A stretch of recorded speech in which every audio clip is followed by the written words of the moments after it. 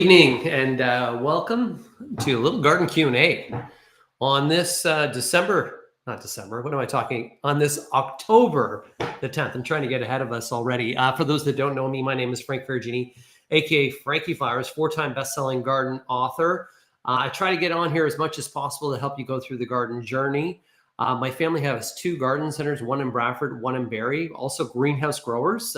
Just a shout out to the Canadian Greenhouse Conference that happened Wednesday and Thursday of this week, where growers from right across the country got together to kind of figure out and determine what's going to grow in your garden for years to come, and also some of the challenges out there as well.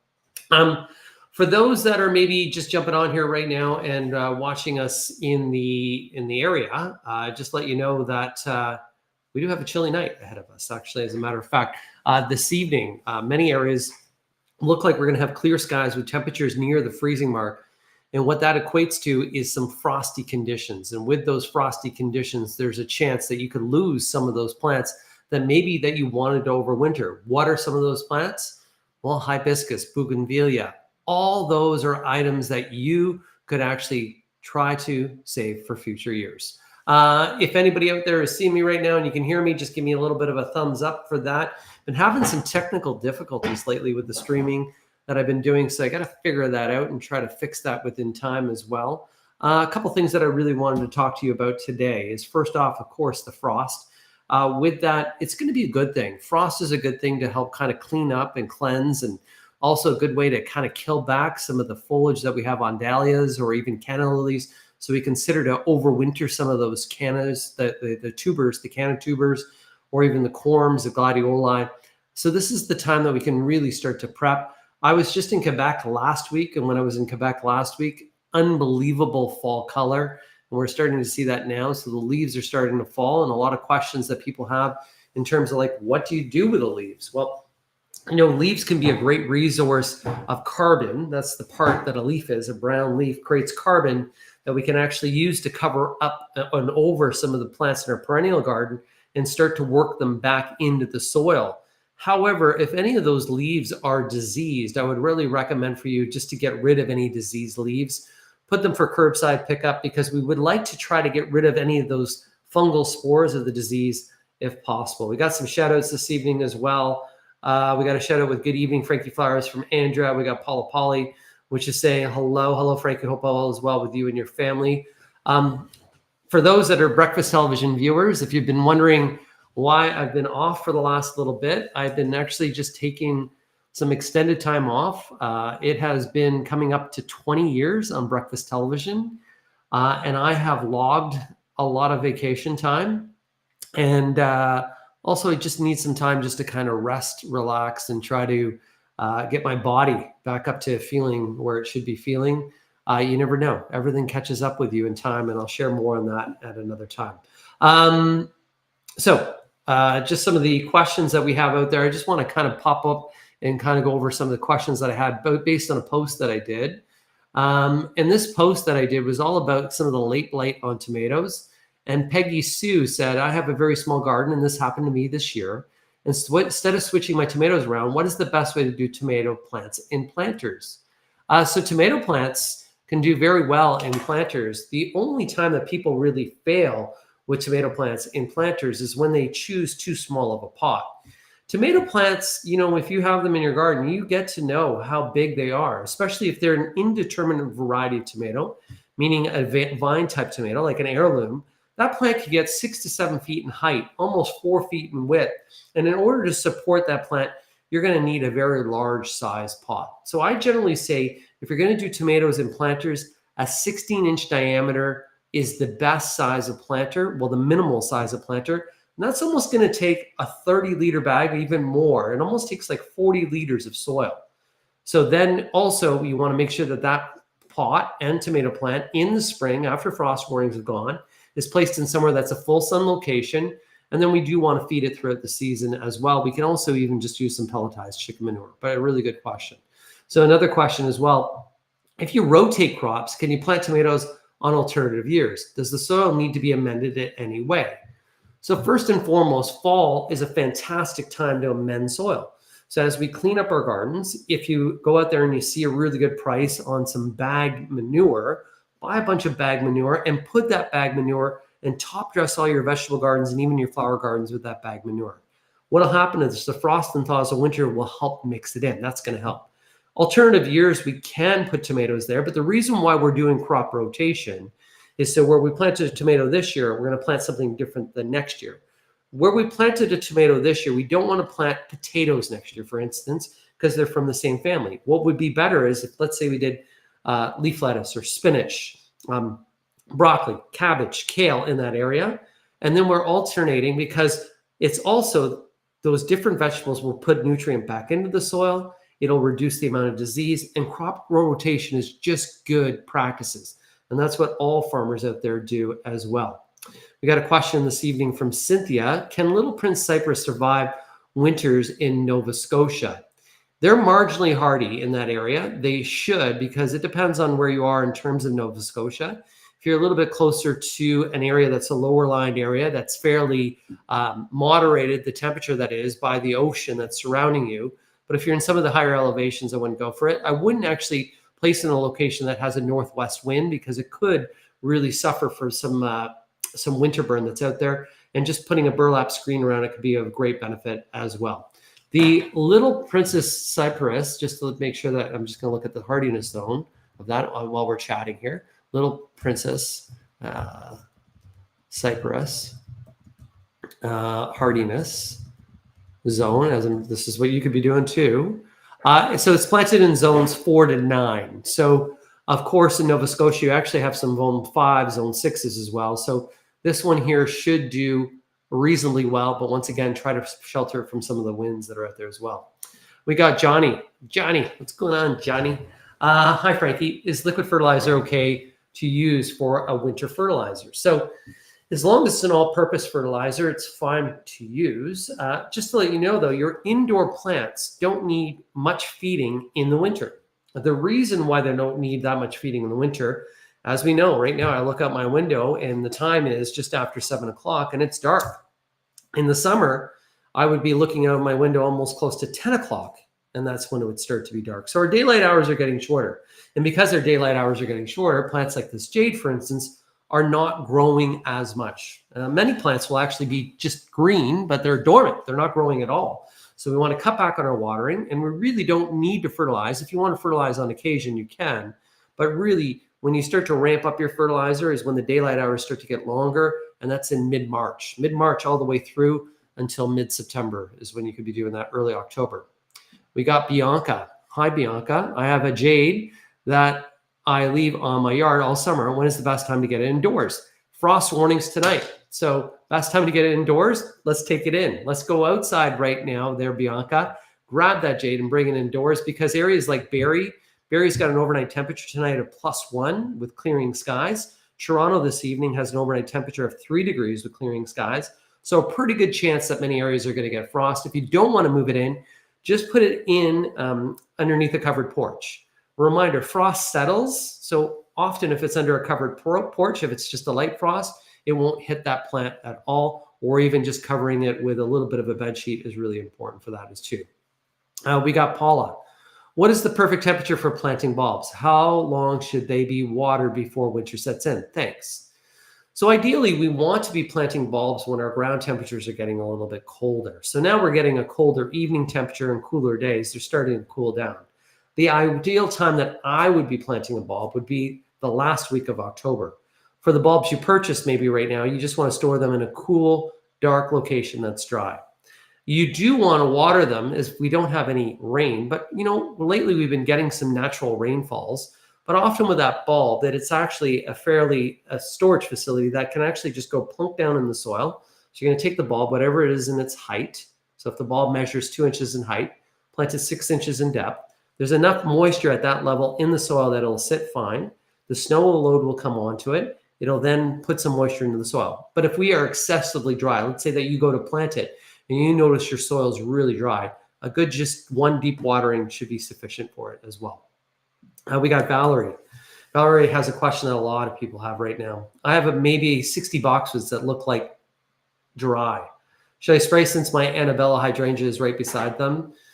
So the 60 boxwoods that maybe appear dry could, so that's one sign that you maybe had the box tree moth. So what I would really recommend, Valerie, is going online right now on Google, and just in Google or any search engine, type in box, like it sounds, tree, like it sounds, moth.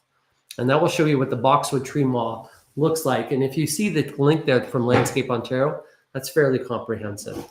I wouldn't spray at this time of the year because we're getting colder. The box tree moth would not be in a caterpillar stage right now, so you'd just really be wasting your money. That same thing that's affecting the boxwood will not affect the hydrangea at all, but it's something that you do need to monitor if you want to make your boxwood survive for next year. The key, because it sounds like these boxwoods are already maybe going into winter stress, these are things, we just talked about bulbs. Bulbs are like a storage unit that a plant's sitting in there, and it has everything that it needs. And so it can just sit there dormant in the soil, and it doesn't need that much water whatsoever. Whereas boxwood or evergreens, if we have a dry fall, we do want to water them so that they go into winter sitting fairly moist, so that they don't actually go through any other stress. If we have a warm spell during the winter with no snow load and dry soil, that's really harmful and hard on those plants. We got Bianca that's saying thanks. You're very welcome as well. We got Seagull, which is saying hello as well. Okay, I just want to go back to a couple other questions that we had here too, relating to some of the late blight. So Amy Hicks is saying late blight is a fungal disease. It can happen in dry weather too. It just looks a little bit different. It's highly contagious. Most potatoes and tomatoes, if you see it on the leaves, pick it off before it spreads. Once it gets moved beyond the leaves, it's hard to kill. That's really good recommendations. And just to let you know, that's what I really enjoy about the community that we have here. So if you're joining us for the first time, or maybe you're not totally familiar, on Facebook or on YouTube, you can go into the comment section, type in the comment section your questions. But let's say that you see a question and you know the answer, or you have a tip or trick that can help. And on anything that I share, if you have any advice that you want to offer, or maybe even if you dispute my advice, that's why we learn. Like I'm always learning, and I'm giving you the best knowledgeable advice and guidance that I possibly can give you. And I do care that you have success. I do care immensely about the environment, and I do care about long-term health. But, it's really good to hear other people's opinions that are out there as well. We got Julie. Hi, Frank. My hydrangea leaves are red in color. What is wrong with them? Thank you. You're the best. Thanks, Julie. So some hydrangeas, so there's one variety of hydrangea, which is an oak leaf hydrangea, and it's called Hydrangea Alice. That oak leaf hydrangea, as the daylight hours get shorter, it actually gets a red fall color. So the red leaves may just be a sign of the time of the season that we're in, or possibly could be a rust. The easiest thing that you could send it to me, Julie, is to go type in Frankie at frankieflowers.com, Frankie at frankieflowers.com, and send me a picture there, and I'll be happy to help you. We got Maureen. Maureen, I have a rose bush that survived last winter and grew a lot this year. Am I supposed to cut the branches back to cover? First time in years I had a rose plant survive. So roses, if it's a Floribunda, Hybrid or Grandiflora, which is what people tend to think of as that cut flower rose that you would see in the grocery store or at your florist. Those, what we want to do is we want to prune them back so that they're really about 18 to 24 inches in height. We can really prune them back and select the 3 or 5 best canes, but just to keep it easy for you, is prune them back so they're about, let's say, 24 inches in height. That way any heavy snow won't bend them or break them. We can do this after a few frosts. And then what we want to do is mound up some soil around the base of that plant. You can get a rose collar to do this, or you can even put a topper on the top, which is called a rose hood. You place right over top of that plant and then put a stone on top of it that will actually provide extra insulation. What we're doing there is we're protecting the graft point. When you look at the stem of a rose, so the stem's up like this and the branches are going like this, you'll notice that there's like this big kind of bulb area, like this looks like a big ball, and then all the stems come above that. That's the graft point. So what we want to do is hill soil over top of that graft point to protect it on any hybrid and or grafted roses that is. If you want more information, go to the Canadian Rose Society. Just type in Google, the Canadian Rose Society, Overwintering Roses, some great resources there for you as well. We got Caroline. I have black-eyed Susan, but there seem to be more leaves than flowers this year. Why is that? Also, doesn't seem like tree leaves are slow to fall. Thanks. Okay, well, yes. This year, we've actually had such a warm fall that it's taking time for, number one, fall color, number two, for leaves to start to fall. But you're going to notice now with some cooler temperatures, the days are getting shorter, and even when we get some higher winds, the leaves will fall very, very quickly. Black-eyed Susan that maybe didn't bloom as much this year, is there a chance that maybe some trees are shading that area? Needs full sun to do that. These guys generally reseed themselves, so put some seeds that are down. Some Black-eyed Susan, because we had such warm nights and warm days, actually got into a heat delay, so the plants themselves didn't put flowers on because they were stressed by the heat. So it could have been just a season from heat delay. But my number one question for why they're not blooming would be, is it getting at least 6 hours of direct afternoon sun? We got Maureen there. Awesome. Thank you very much. Good information. And Google where? So once again, the Canadian Rose Society, or you can also type in the American Rose Society.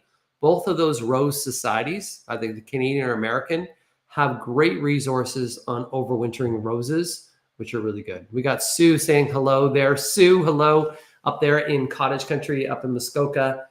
It's definitely going to get chilly there tonight. And it's been chilly as well, Sue. So stay warm as well. Just let you know, if you're maybe in the Barrie area, this weekend, Saturday, I will be at the Painswick Horticultural Society on Saturday. The doors open at 12:30. I'll be speaking at 1:30. We're going to be speaking on the fall garden. So it'd be great to see you there as well.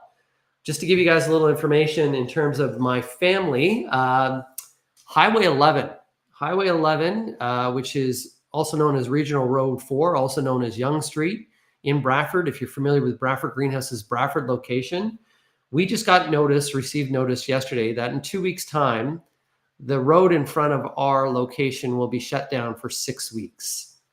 There will be still access to get to the store, so that's really great.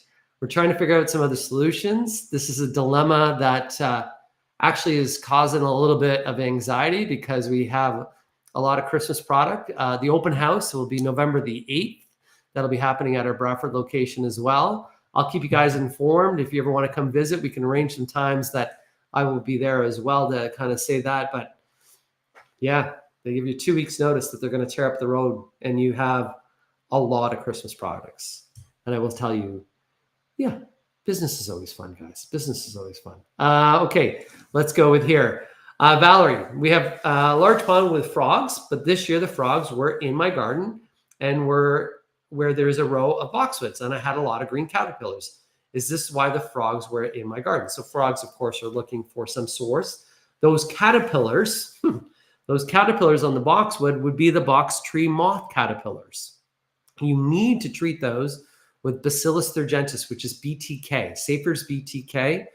Once you see those caterpillars, you need to treat them. If not, you're going to lose your boxwoods.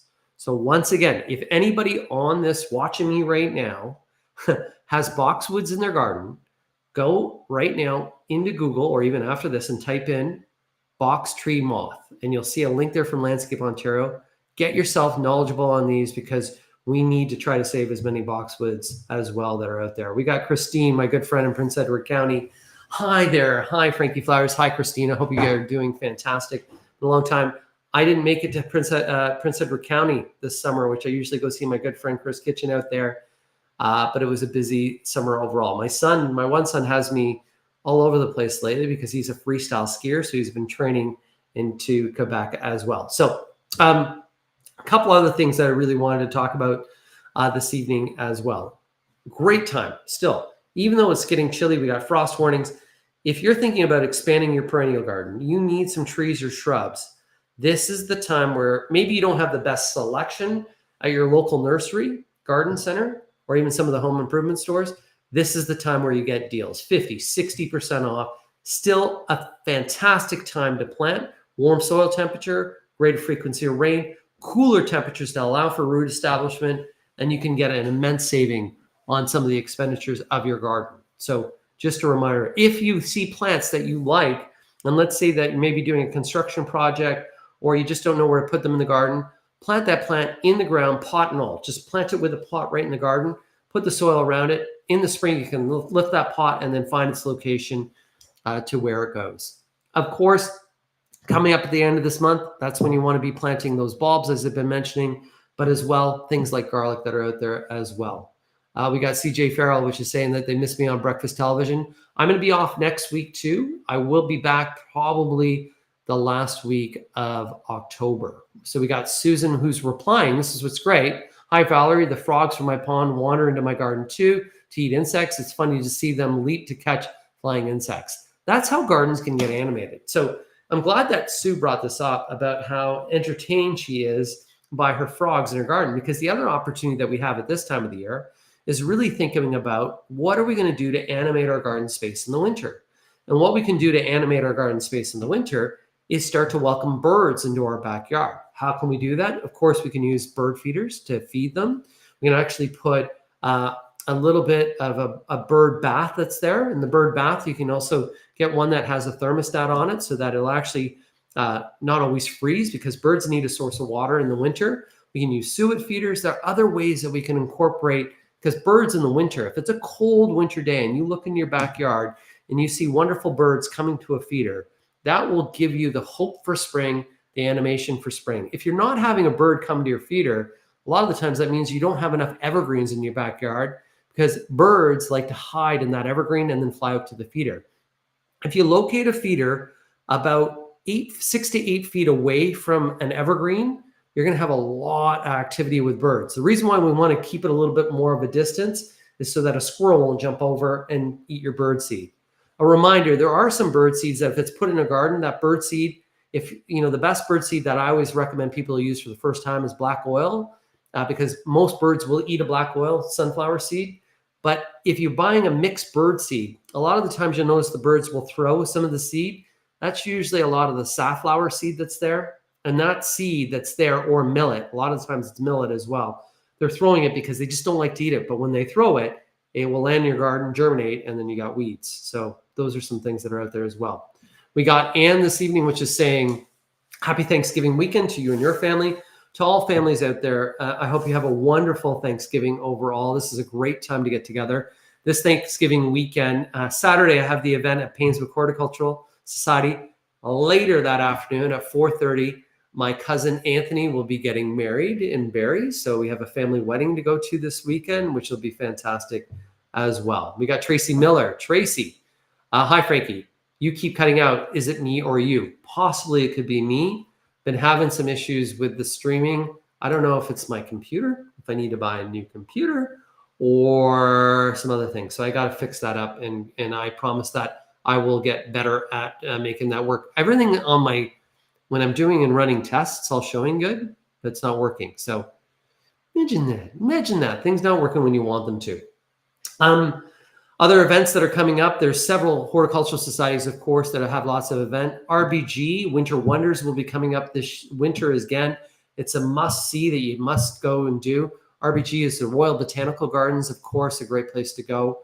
Fall is one of the most fantastic time of year to get outdoors and to take a look at nature's final hurrah of color.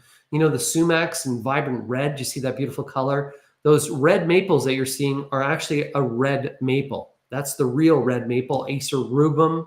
So there's some beautiful colors that you're going to be seeing there as well. A great time to go for a walk outdoors. Also a time where some people will be foraging mushrooms. This is a time of year, though, that if you're looking to forage mushrooms, you need to know what you're foraging for. Only eat what you know as well. We got Julie that's saying, I thought it was my internet, LOL. We got Valerie also replying to Sue. This year I've never seen so many of them. My boxers are brown. I was afraid to spray because I have moves gardens and raised beds. Don't be afraid to spray with BTK. BTK is a bacteria. So it's actually not, it's something that's not going to harm pets or other things that are there. So it just really, really focuses on caterpillars. So if there were caterpillars of a monarch butterfly or a swallowtail, we wouldn't want to spray it at that time there. We got Jane Willis, which is saying, happy Thanksgiving to you and your gang as well. I'm just going to pop over here to another Facebook question that we had. What if, this is about tomatoes. Crystal, what if mine are still green on the vine? Going to be cold tonight. Should I pick them and bring them inside? If you have green tomatoes on the vine right now, before the frost sets in this evening and you want to go out there, I would go and pick them. A little tip for you. If you take green tomatoes and you put them into a paper bag, and those green tomatoes you put in a paper bag, You either put a ripe banana in that bag or you put one ripe tomato. The ethylene from that tomato will actually then help start to ripen the other tomatoes in that bag. Tomatoes do not need to be in light to ripen. They actually need to be in darkness, and they need to be in room temperature, dark location, with a little bit of ethylene, which would be from any ripened fruit. That'll get those guys to ripen. So yes, indeed, I'd get out there and try to pick as many as you can as well. We got my good friend Christine. I had a lot of bird feeders. I can keep the squirrels away. How do you keep the chipmunks away? I've tried to grease the feeder pole, which is temporary and fun to watch. They look like little firefighters coming down the pole. What's the long-term solution? Long-term solution is that the issue, so if you grease the pole works great when it's warm. As soon as we get temperatures that are below -5, that grease actually starts to almost harden, and it makes it easier for those chipmunks to run up the pole. So what you could do is get a baffle. And what a baffle is you're going to have your pole, and then you're going to have underneath the feeder this big circular, almost metal ring. What happens is the chipmunks try to run up the pole. When they run up the pole, they get to the baffle and they can't get across to the other side. So it's known as a squirrel baffle or a chipmunk baffle. That'd be the next thing that I would try as a solution for you as well. We got Valerie. Tomatoes. Why were all my tomatoes orange? Beefsteak, Jetstar, all orange and mostly rotted before ripe. That could be blossom end rot. With the bottom of them rotted, if the bottom of them were rotted, that's blossom end rot.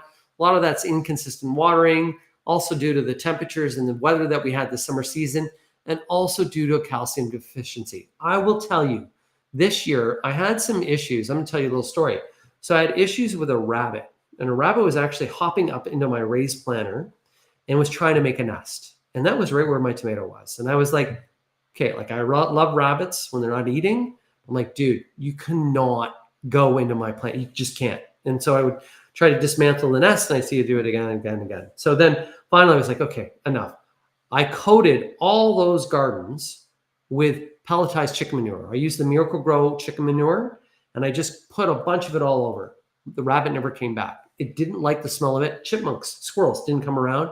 And that actually fed my tomatoes with calcium. And I've never had that many tomatoes this year without blossom end rot that were very healthy. Near the end, I got the late blight, which everybody did as well. But that's just something that really, really worked out very well as well. Christine, let me know if the baffle works out for you. I always want to help you as well. Christine's a great person, awesome person out there. Happy Thanksgiving to you and your family, Frankie. Thanks for the info. Going to cover my herbs. Need the herbs for Thanksgiving dinner. Yeah, good reminder, guys.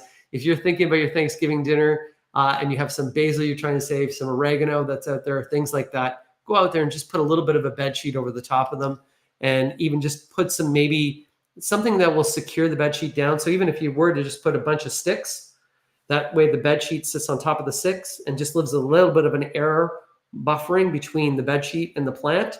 And then you just put some rocks around it. It would be really good as well. We got Sue there.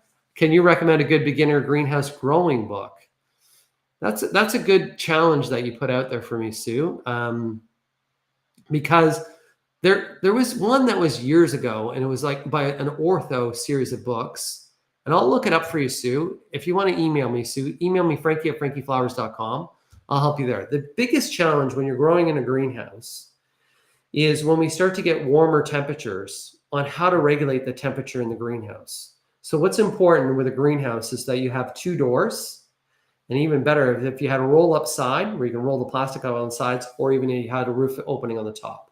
So on warm sunny days, and it could be like 5 degrees outside, but in a greenhouse, all of a sudden, if you're growing things like pansies and some lettuces that all like cooler air, in the greenhouse, it could be 20 degrees easy if the doors are closed. If you open the doors and it's +5 outside, the air gets through and you can cool it down. So my biggest tip for you about when growing in a greenhouse is how do you cool that greenhouse down? Most of the time in the summer months, it's so hot, so sunny, I would just empty the greenhouse and have it empty for the summer, and then just use it in the winter months and in spring and in fall. That's my big recommendation for you. That's there.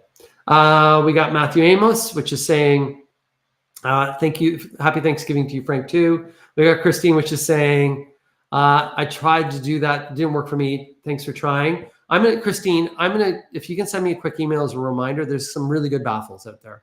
So I'm going to show you the ones that I know that have worked for myself and others with success, and we'll go from there as well. Okay, guys, we're at 30 minutes. And with that, I want to make sure that you have a good evening overall. That's my promise to you, is to try to hop on once a week, give you 30 minutes of my time to answer your garden questions, but also to learn from you. You can always reach out to me at my website, frankieflowers.com, or once again, my email, frankie@frankieflowers.com. And hopefully we can get you to have a blooming great garden this year. We got another little, I love this because we got to end on a food thing. Happy Thanksgiving, everyone. I made the best bow tie pasta with butternut squash, butter garlic, sage, and Parmesan. Valerie, that sounds good. And Christine, happy Thanksgiving to you. Happy Thanksgiving to everybody out there that joined us this evening as well. We got even my good old friend Matthew. Bye. I'll see you next week on Breakfast Television. So it'll be the week after next week. And Lori, thank you as well. You guys, all you, have a wonderful evening. We'll talk soon. Keep blooming. You, and you.